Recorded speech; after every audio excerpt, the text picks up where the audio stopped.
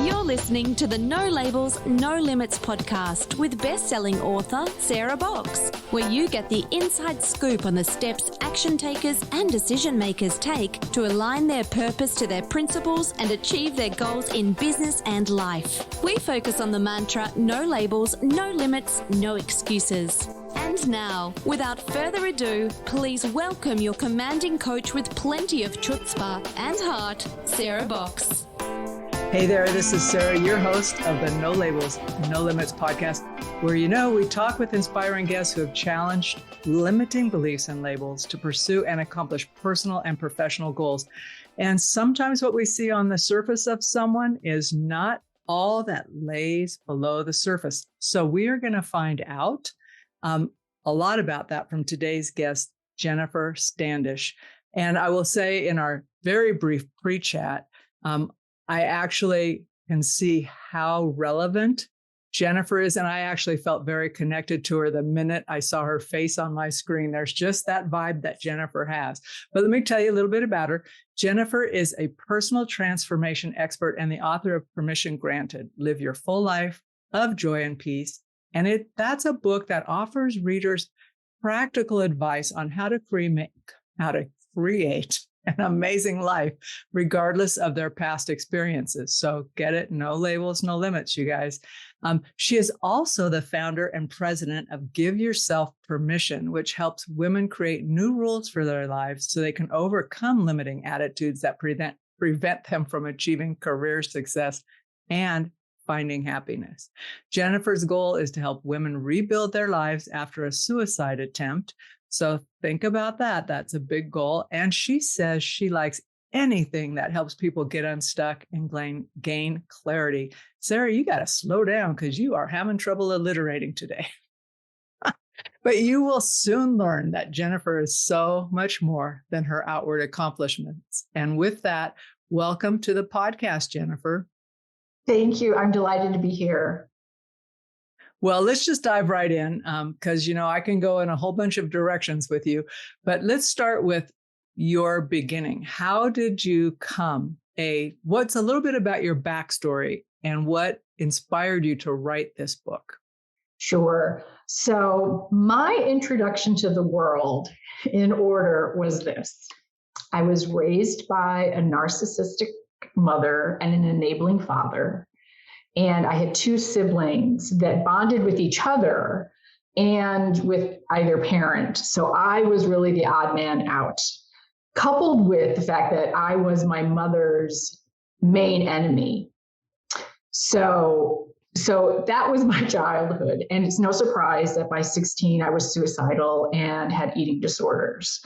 But I graduated from college and I suffered imposter syndrome to the degree that I had a nervous breakdown and had to leave corporate America.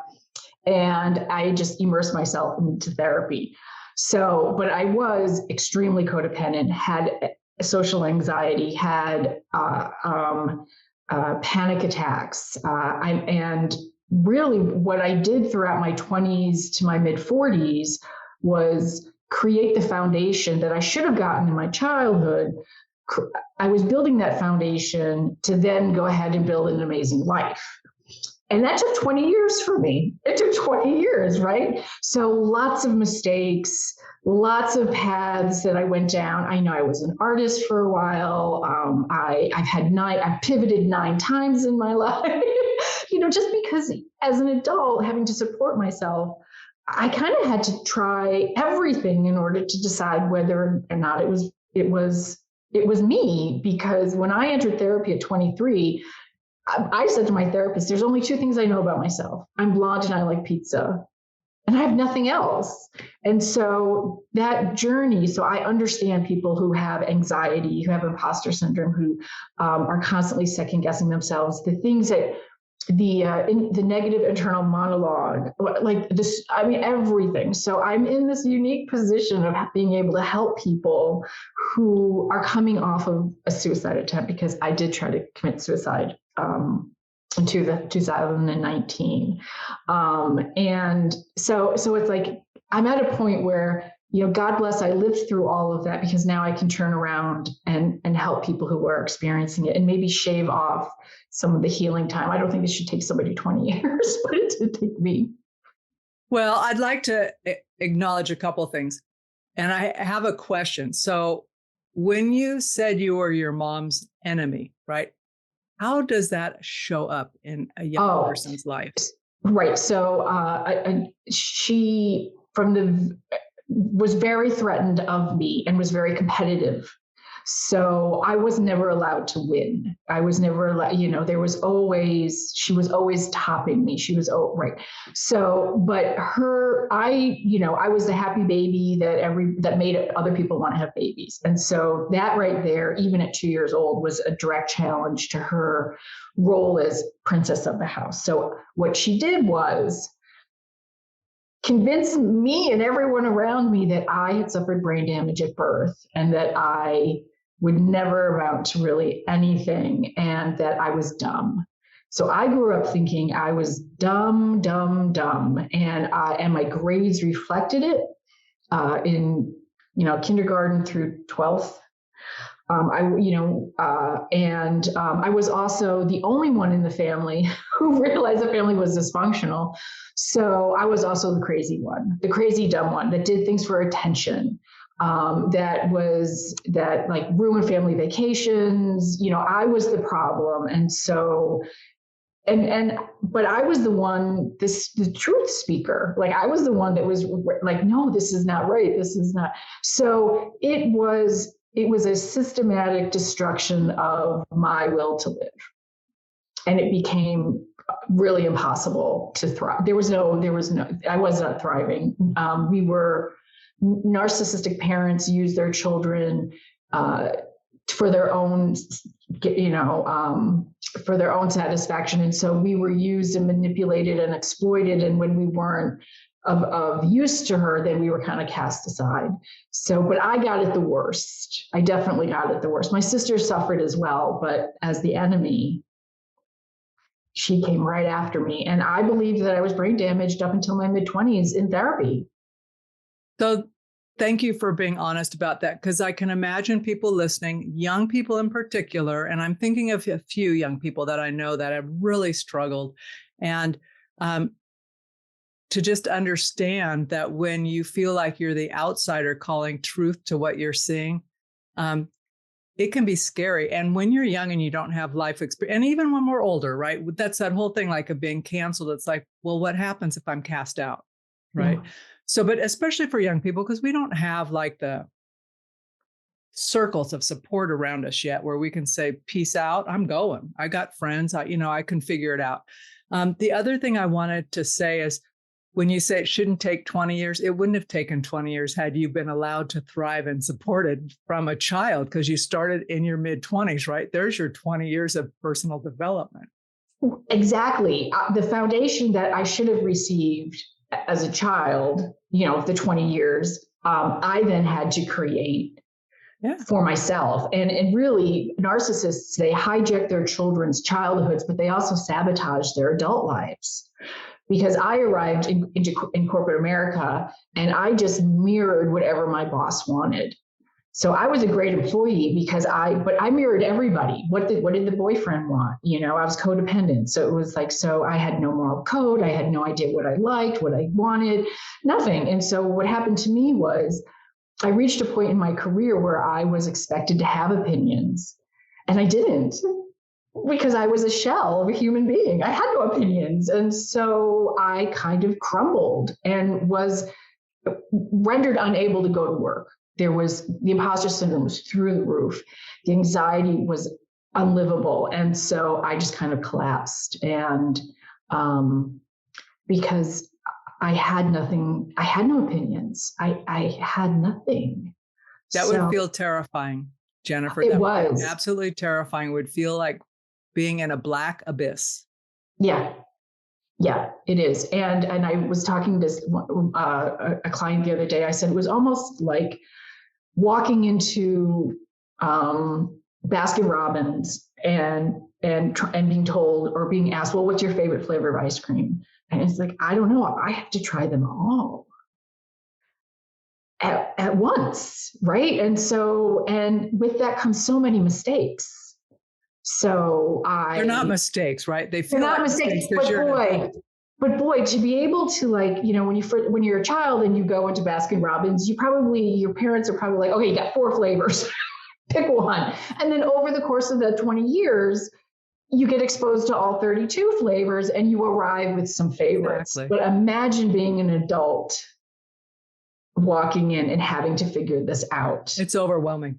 It is. It was incredibly overwhelming, and so many mistakes and lessons. I can look back and say, yes, they're lessons, but it need not have had happened, right? I mean, to have to create the foundation of, who you are, what you like, what your moral codes are, what, all this, while having to support yourself, while having to navigate the dating scene, there's a lot you got to figure out, even if you come from a functional family, but imagine if you don't.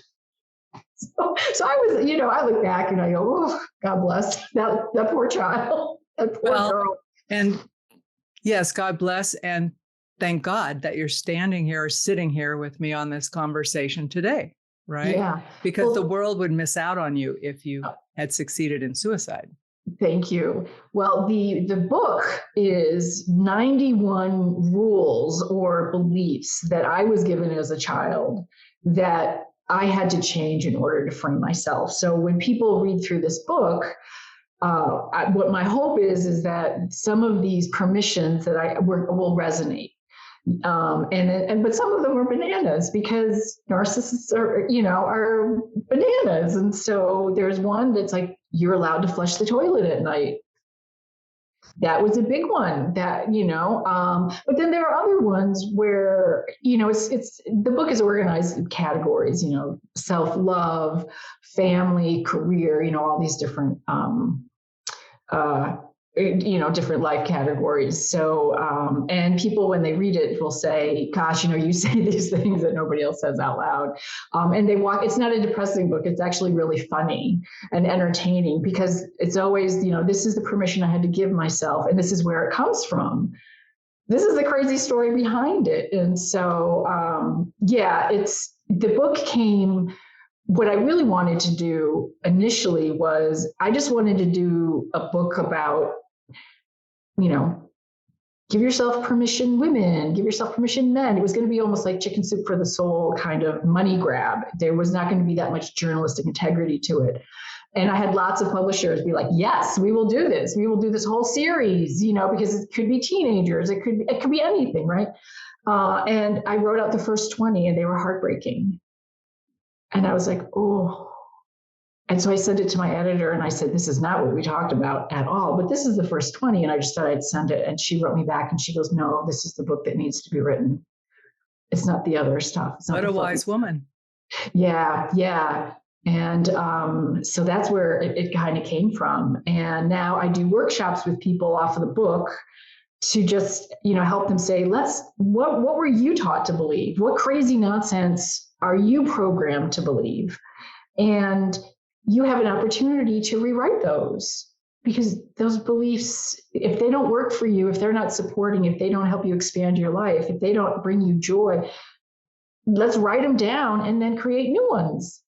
So what do you say to people who come back when you give them that offer to open their life, change their story, say to you, no, that's just how I am. That's how I was born, or this is how I'm hardwired. I mean, what do you say to someone? Because that's not the only path. Right. So I tell people, first of all, you have full control over your thoughts, and take control, because you will then be a victim to your subconscious and you'll be constantly recreating your childhood drama. So you can take a look at a situation and accept the fact that there are a number of ways to interpret a particular situation. And we're programmed as human beings to be very pessimistic, to look at the bad, because that's what kept us alive when there were dinosaurs around. It takes more effort to find a positive outlook, honestly. Right, it does. But it's so worth it, because mindset is what determines the quality of your life and your happiness. So recognize that you have choices. and you're choosing very negative. You're choosing either to not take control or you're choosing something negative. But let's look at the positive and let's see how we can reinterpret life. And mental health is a lot like physical health. You got to do it every day. Just like you go to the gym every day or you exercise every day, it's something that's never going to go away. So first, look at your choices and accept responsibility for them. And then look at the other options. You have other options. So let's look at those. What options? And the thing is that it's all opinions. It's all, you know, there's no right or wrong. But so if there's no right or wrong, let's choose to look at life in a way that is supportive and loving and kind and expansive, as opposed to, so once I start working with people and they start to realize that they do have control over how they can interpret virtually any situation, then they start thinking about, well, why am I always going to the negative? And I don't have to go to I can look at the positive. So it takes time, and you almost have to become an observer of your life. But you know, it becomes second nature, where when a situation happens, you absorb it, you react, and then you think, well, you know what? This is a choice. Do I like the choice I've chosen? And that then is where people go, no. Because if you go down the rabbit hole of, oh, this is so bad, this is so bad, this is so bad, nothing happens in a rabbit hole other than you just beat yourself up and you feel bad. You don't move forward. You don't find solutions. You don't find opportunities. No, so nothing. So don't go down the rabbit hole. So a lot of times my clients will, you know, they go down the rabbit hole and then I teach them to back themselves up. And then eventually they don't even go down the rabbit hole. They just it becomes one of those things like, whoops, I know where that's going to take me. Nowhere. And it will take you nowhere. And so sometimes, you know, I'll be like, okay, you get 5 minutes in the rabbit hole, but then I'm going to back you right up. because I'm going to be nowhere. The rabbit hole person at the bottom, that snap and get out. Yes. Oh, that's great. Yeah. And I don't want to minimize what you're saying there, because there's some things you said that I think often, and I will hear people say this, it's like, well, I've been working on this. I'm thinking, you're never not going to work on it. You're never not going to work. Your ability to be quicker increases with the things that become obvious to you, because what you said is you have to be an observer, right? So when you learn to see, then you can go, oops, I know where this is going, unless I decide not to be a victim and I choose something different. Right. So once you get that layer done, there will be another thing that comes up and you're going, oh, whoops, here we go again. Exactly. It's just like physical health. You've got to stay on top of it. And when I went into therapy as a 23-year-old, I thought that I would come out of therapy with like a mental health certificate and I would be done. And I would be like, you're certified healthy. And it was like, oh no. I recently moved to Los Angeles. I sold everything I owned, drove across country, moved to LA, and the rabbit holes are everywhere. But I choose not to go down them. But I do have to sit with myself and go, okay, this is a trigger, or this, my money issues come up and my financial insecurity stuff comes up, and it still takes work. But what's the alternative? Misery? So Jennifer, are you comfortable talking about your suicide attempt? Yes. Okay. Oh, yes. I mean, thank you. It's very funny, actually. that comes across weird, but yeah. But I know it's like one of those taboo things. People feel super uncomfortable. And when you said, when we were in the pre-chat, that you're the right person for me, and I said in more ways than one, I started in the nonprofit community way back, a few decades back, working a hotline for suicide prevention. And I remember going out into the middle schools and talking to young people, right? And people going, oh, they don't have problems. I'm thinking, go sit in a classroom and ask them. Yeah. Because they do. But that's been decades. And I'm not sure we've made a lot of progress in people's willingness to talk and be open, because there's that panic, like, well, what do I do if someone tells me that, you know? So can you talk to us a little bit about how you got up to that precipice and you attempted, gratefully you failed. This is one failure I'm happy you had. But can you share with our audience a little bit about that? Sure.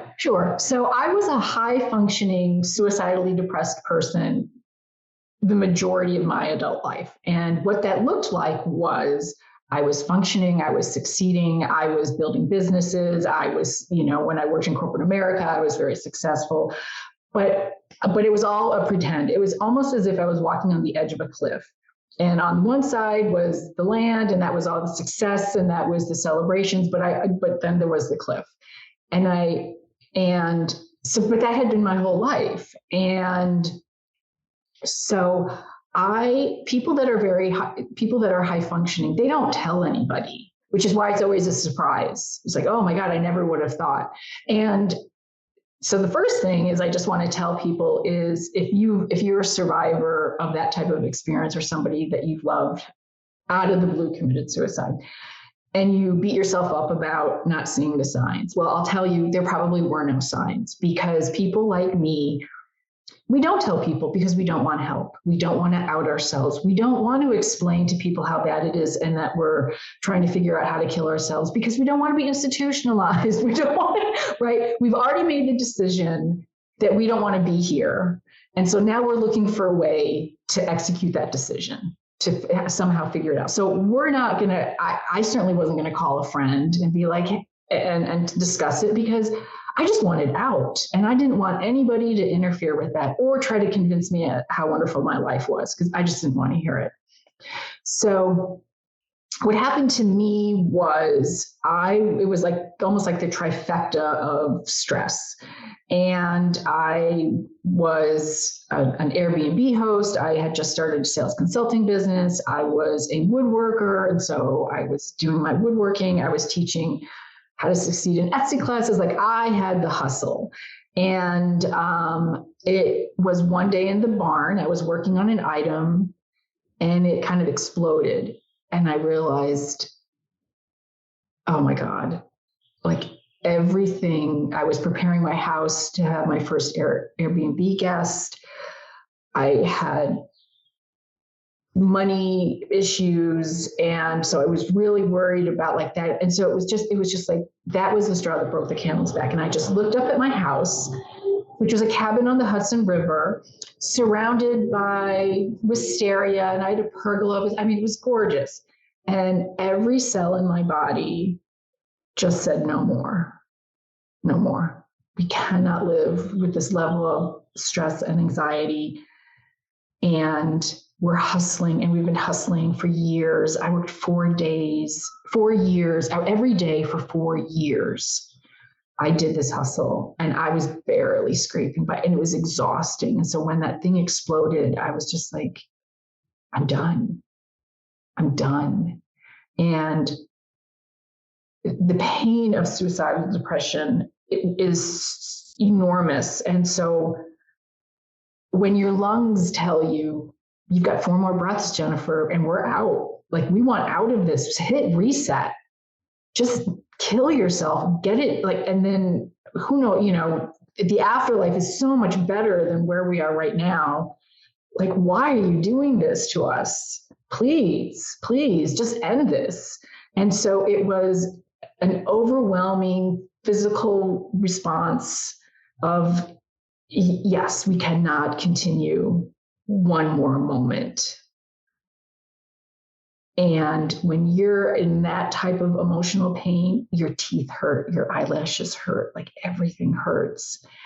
And I looked at the hefty garbage bags, and I said, I'm just going to put this over my head with some duct tape. And I thought that I would just go to sleep and die. That's not how asphyxiation works. It's actually a terrible way to kill yourself. It's miserable, and it never really would have worked. But that's what I thought was, I'm just going to put this over my head. And I laid down on the barn floor where I was working, and I just thought I'd fall asleep and die. And what happened was, every inhale, the plastic touched my face, and I was getting annoyed. And so I was like, I can't even die in peace. I just can't even die like this. It was like Chinese water torture.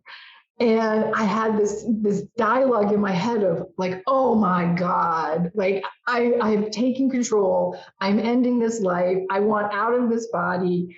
And I just die in peace? Like, what is wrong with me? Can't I just die in peace? And this plastic was making me crazy. And I was like, no, I can't do it. So I started to pull the plastic up because I figured if I got more plastic up with each inhale, maybe it wouldn't touch my face. And I did. And I go, oh, that's lovely. But now I've ruined the seal. So now all this fresh air blows in and I'm like, this is a mess. This is an absolute mess. I'm aborting this attempt. I'm just stopping it. Like, no. So I took it off and I'm like, I'm an overachiever. I succeeded at everything, but I never researched this method before. And I had spent decades trying to find a way to kill myself that didn't involve pain and that was guaranteed to succeed. So, which is why I never tried to kill myself, because there was no way, right? So I'm like, I just need to go up and research this more because I didn't do this right. So I just went up to my house, walked up the hill and got on the internet and did some research and realized, oh, no. No, this would have been quite painful. And it actually wouldn't have worked because what happens is when the carbon dioxide and oxygen levels in your blood change, at a certain point, you become rabid. And I would have ripped the plastic off my face. And which is why in movies, when you see people who have died of asphyxiation, their hands and legs are always tied behind them, right? So I just started laughing and was just like, what an idiot.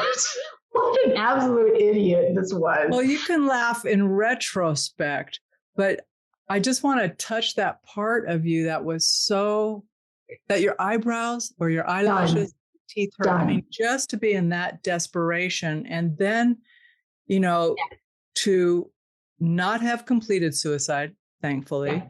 Right. When you settled down into that, I mean, you mentioned in our pre-chat that you had like a spiritual experience. Yes. Was that at that time or later? What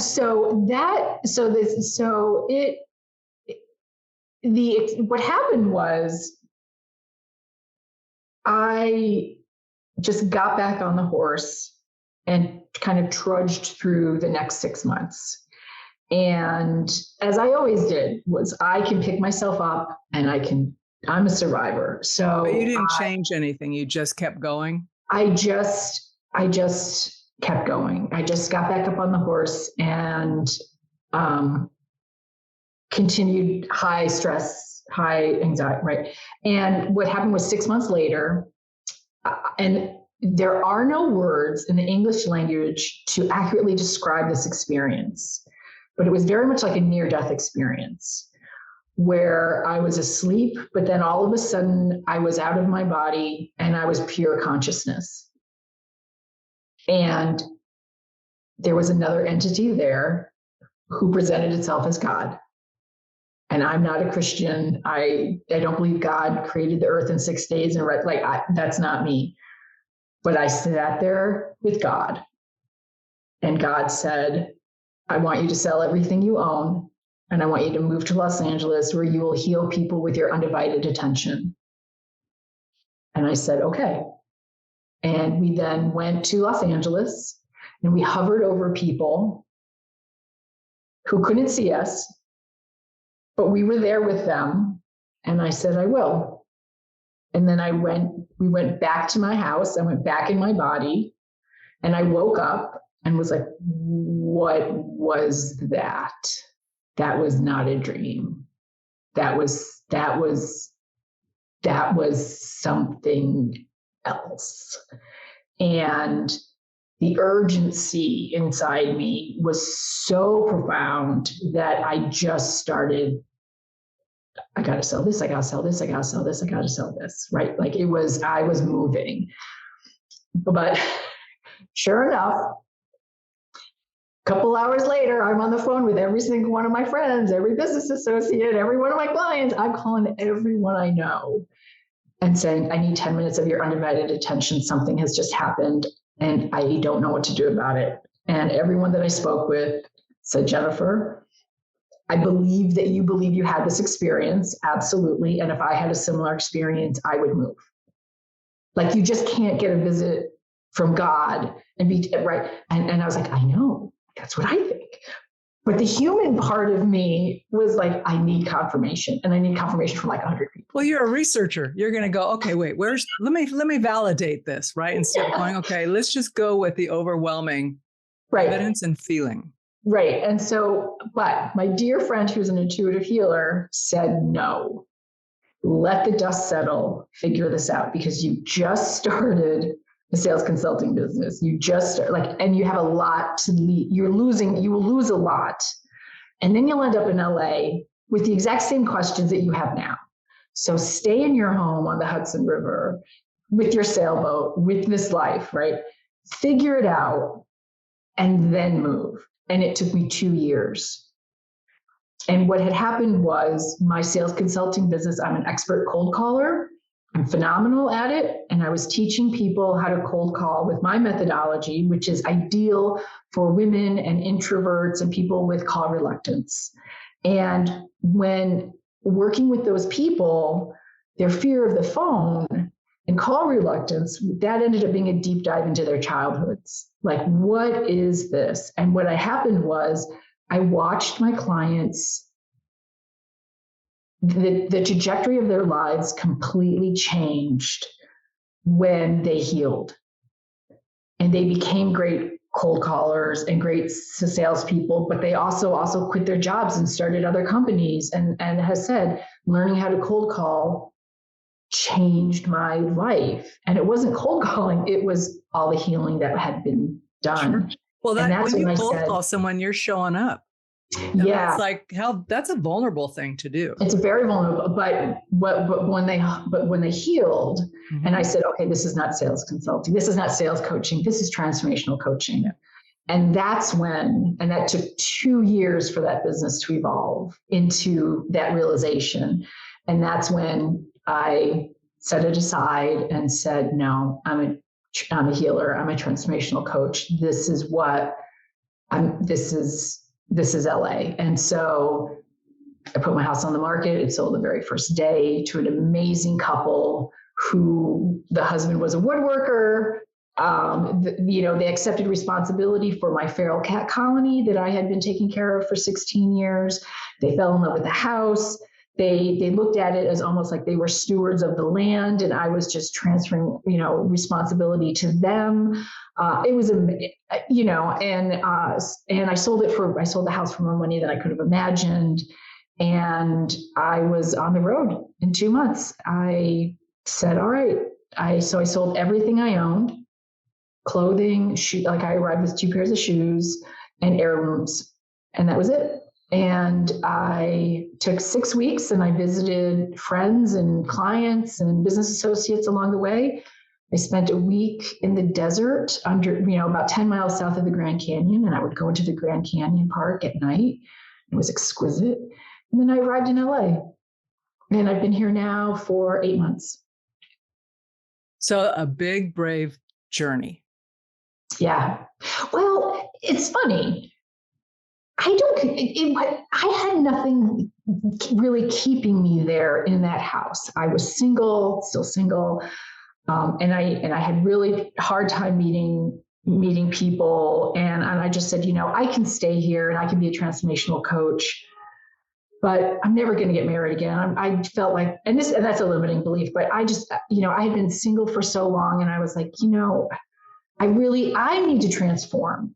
I want a big life. Part of growing up that was always a disconnect for me was deep down, I always knew that I was destined for something great. And being told I was dumb and not going to amount to anything, there was this huge disconnect. So I was like, no. I need to transform my life. I need to leave this person in New York and move on to this next bigger life that is my ultimate destiny. And so it was exciting, and I had plenty of money in the bank, and so it didn't require as much courage as you might think. But it was a conscious, I am leaving this person behind, and I am now embarking on this new chapter of my life that is going to be much bigger and is firmly dedicated on helping women take them from the dark into the light, help them, show them how they can have bigger, more successful, more fulfilling lives filled with joy. And what that means, I wasn't entirely sure, and I'm still kind of figuring it out. But as long as I stay on that path, I'm a light worker, and this is my destiny, and that's what I'm just living. I'm figuring it out as I go. So Jennifer, as we wrap this up, if you had one word of wisdom or one word of encouragement for someone who you just described, who's in that spot and they feel stuck or hopeless, what would that be? Well, I would love for them to call me, and I'd love for them to work with me. Well, I would too. But the reality is that when you're that dark, you weren't picking up a phone call anymore. No, you're not. So what might help them pick up a phone? I think that to recognize that you have more options and more choices than you realize. And in that dark space, you can't see it. But you have full control over your life, and you do have you have a lot more options than you may realize.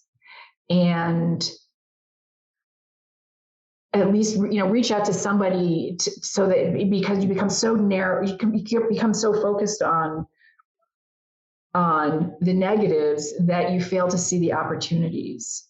And we have a lot more opportunities than we often can see. And if you can, pull yourself back a bit and realize that even in the darkest hour, in fact, that's probably when you have the most opportunities, is when you have nothing to lose. And that's when you're, the most free. And so take advantage of that and realize that maybe you're going through what you're going through because ultimately you're a healer. And that you can take this experience and then turn around and help other people, because I will say I was a hot mess and I transformed into a healer. And maybe somebody may consider themselves a hot mess and in the darkest places, but maybe their challenge is to overcome that and turn around and help other people heal in the way that they did as well. So well said. Yeah. We just don't know. We don't know what we don't know. And we've got to show up and choose how we want to tell our story or be in our story. Jennifer, I want to thank you so much for being a guest on the No Labels, No Limits podcast. I envision that we will be having future conversations. I'd be delighted. This realm or others. I would be absolutely delighted. You've been listening to the No Labels, No Limits podcast with best-selling author, change agent, and strategic vision coach, Sarah Box. You can grab the show notes and find out how to work with Sarah at sarahbox.com/No Labels, No Limits podcast. We'd love this podcast to reach as many people as possible. So please remember to rate, leave a 5-star review, and share the podcast with someone you think would get value from this conversation. Until next time, keep taking those daily action steps to align your purpose to your principles and achieve your goals in business and life.